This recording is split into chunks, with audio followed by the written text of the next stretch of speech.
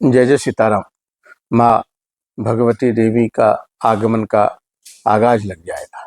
शारदीय नवरात्र 22 सितंबर सोमवार से प्रारंभ होंगे, जो 9 दिन तक का ये बहुत बड़ा अनुष्ठान है। शास्त्रों में इसके बारे में बहुत विस्तृत रूप से वर्णन किया गया है। देवी महापुराण कथा में भी इसके देवी के बारे में चर्चाएं आती है।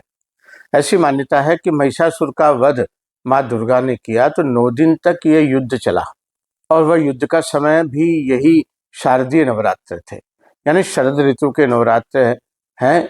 इसलिए इसे हम आश्विन शुक्ला प्रतिपदा से नवमी तक कहा जाता है, जो कि शरद ऋतु में प्रारंभ होते हैं। इसलिए इसे हम शारदीय नवरात्र कहते हैं।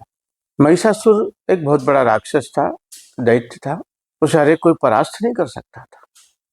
तो माँ दुर्गा ने अपना स्वरूप धारण करके 9 दिन तक उस महिषासुर के साथ में भयंकर युद्ध किया, और उस युद्ध के बीच में ही 9 दिन तक अलग अलग नामों से माँ भगवती दुर्गा के शरीर से शक्तियां प्रकट हो गई, जिसे हम 9 दुर्गा के नाम से भी जानते हैं। और ये एक ऐसा अनुष्ठान है जिसमें मूलाधार से लेकर ब्रह्मरंध्र तक के जो शक्तियां हैं उन्हें भी जागृत करने का इसमें अवसर प्राप्त होता है।